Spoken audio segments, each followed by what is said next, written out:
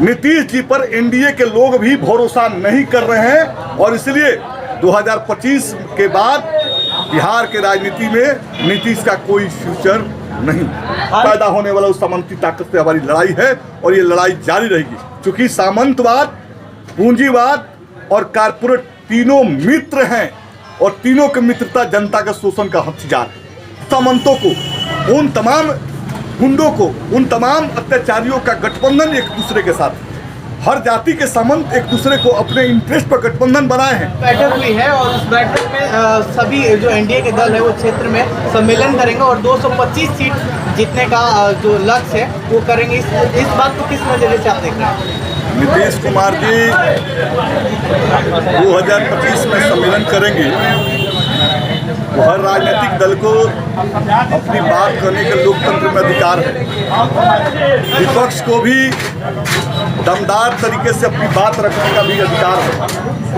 हम लोग पहले से इंडिया गठबंधन के लोग नीतीश कुमार से नौकरी, इंडस्ट्री और खेती पर सवाल पूछते रहे हैं।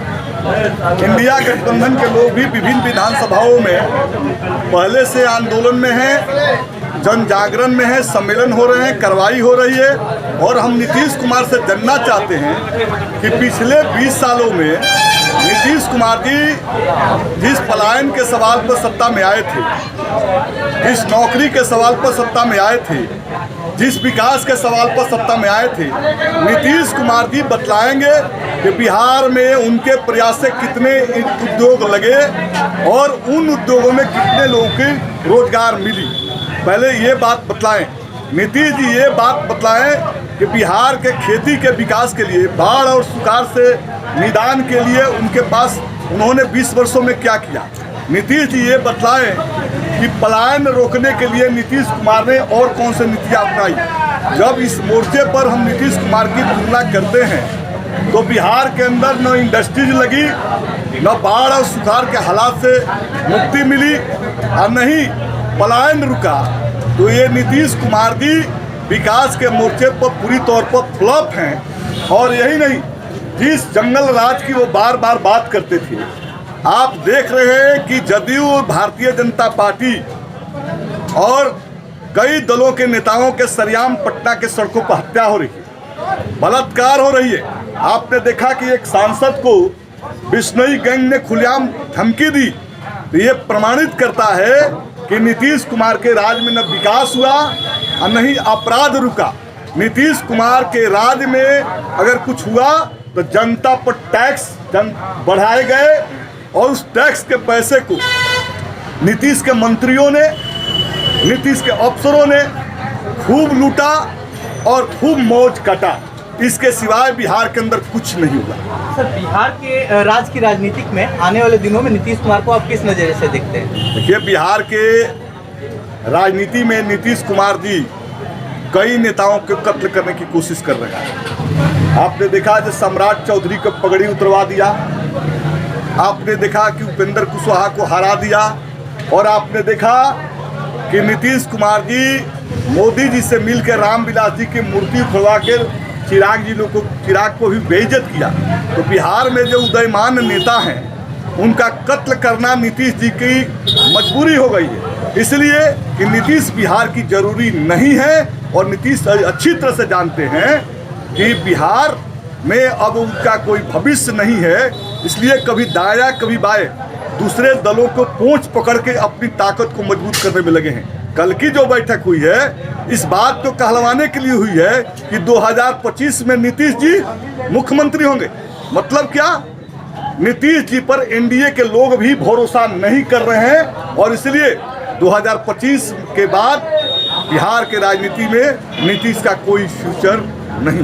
हाल के दिनों में बिहार में वामपंथी दलों का जो है वर्चस्व बढ़ा है, आने वाले दिनों में क्या आप लोगों का रहेगा? देखिए, वामपंथी दल सदन के अंदर भले ही उनकी संख्या 16 है, लेकिन ये सच्चाई है कि बिहार में रियल कोई ओपोजिशन है तो लेफ्ट पार्टियां हैं और लेफ्ट पार्टियां रियल ओपोजिशन इसलिए है कि जनता के मुद्दों को संगीन तरीके से सड़क से लेकर सदन तक उठाती है। आज गोलबंदी है तो वो गोलबंदी का नतीजा है वाम दलों का प्रयास और इसलिए बिहार के अंदर वाम दल, मजदूर, किसान, छात्र, नौजवान, दलित, पिछड़ा, कलियत सबके सवाल को लेकर सड़क से सदन तक लड़ते हैं। और मैं सीधे सीधे कहूं कि वामपंथ का फ्यूचर बिहार के अंदर ब्राइट है, और जब वामपंथ का फ्यूचर ब्राइट है तो इंडिया गठबंधन का फ्यूचर ब्राइट है।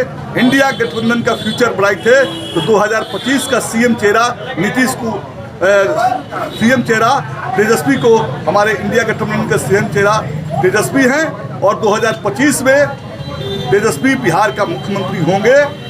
वामपंथ के उभार ये संकेत दे रहा है कि जो फिरका प्रस्ती ताकतें, जातिवादी ताकतें, समाज को विभाजित करने वाली ताकतें हैं, उन ताकतों को वामपंथ ने कमजोर किया है और बिहार के विकास के लिए इंडिया का गठबंधन के दरवाजा को खोलने का काम किया है। तेजस्वी 2025 में सीएम होंगे और नीतीश की विदाई तय। आप बार बार सामंतवाद पर बोलते रहते हैं, क्या सामंतवाद के जो लोग हैं, सामंती लोग हैं, वो विशेष जात के लोग होते हैं क्या सर आपकी नज़र में? सामंती शक्ति को समझने के लिए आपको ऐतिहासिक मानव समाज के विकास के ऐतिहासिक पहलू को जानना पड़ेगा। सामंती शक्ति किसी एक जाति विशेष के लोग नहीं हैं। सभी जातियों में, सभी धर्मों में सामंती प्रवृत्ति के लोग होते हैं, और आज के जो 9 सामंती लोग हैं वो 9 सामंती लोग सभी जातियों में हैं। जबरन भूमि कब्जा करना, जबरन गरीबों को सूद के पैसे पर गरीब जमीन लिखवा लेना, और प्रतिरोध में उठने वाली हर वो ताकत को लाठी और डंडे से दबा देना, हत्या कर देना, बलात्कार कर देना, अपने वर्चस्व को स्थापित करना, ये प्रवृत्ति के लोग समाज के अंदर नव उदारवादियों के बाद तेजी से बढ़े हैं। लोगों को जमीन जबरन कब्जा की जा रही है, लोगों को सताया जा रहा है, लोगों को औने पौने जमीन में दबाव देकर खरीदा जा रहा है। और एक वर्ग ऐसा है जो कल तक कुछ नहीं था, लेकिन आज जो है 50 एकड़ जमीन कब्जा कर लिया, अरबपति करोड़पति बन गया।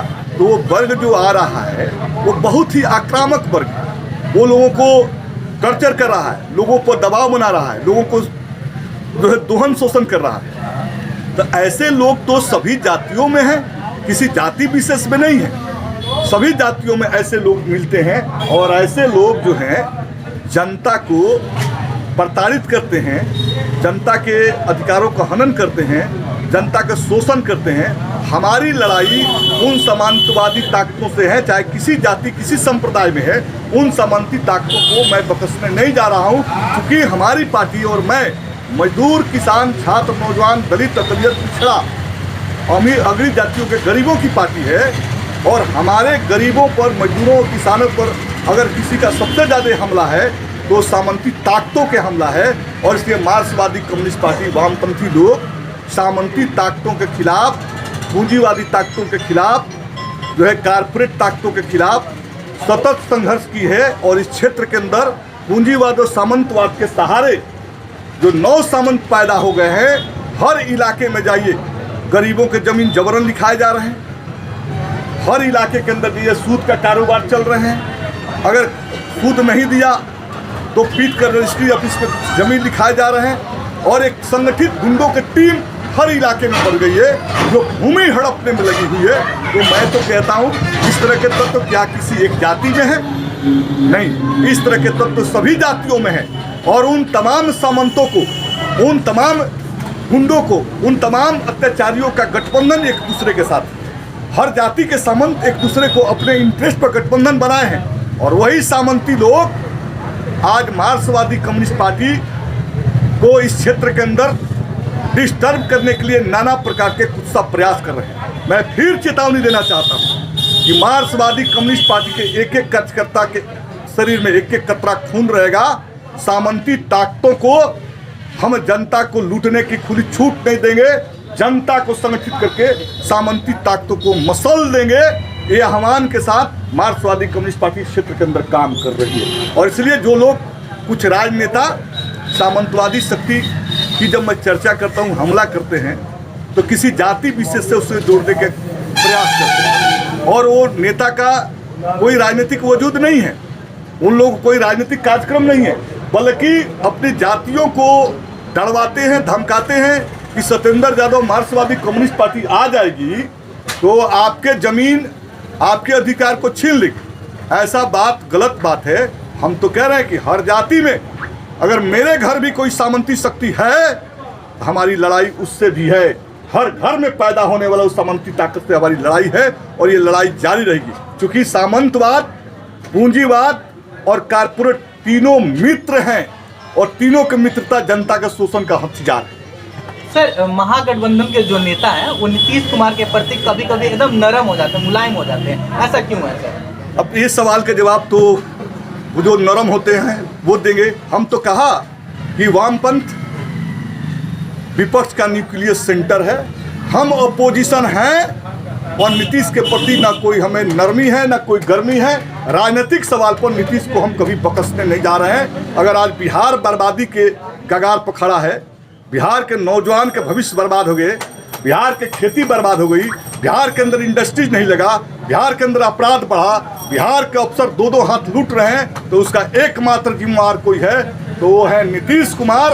और भाजपा इस लूट में सहयोगी है। इसलिए हम सीधे सीधे कोई न नरम रखते हैं रुख न गरम रखते हैं। नीतीश के इस भ्रष्टाचार, लूट खसोट, अफसरशाही के खिलाफ लाल झंडा सड़कों से सदन तक लड़ाई को तेज किया है। जिनको नरम रखना है नरम रखे, जिनको गरम रखना है गरम रखे। हम नीतीश कुमार की सरकार के नीतियों के खिलाफ सड़क पर जिहाद कर रहे हैं, आगे भी करेंगे।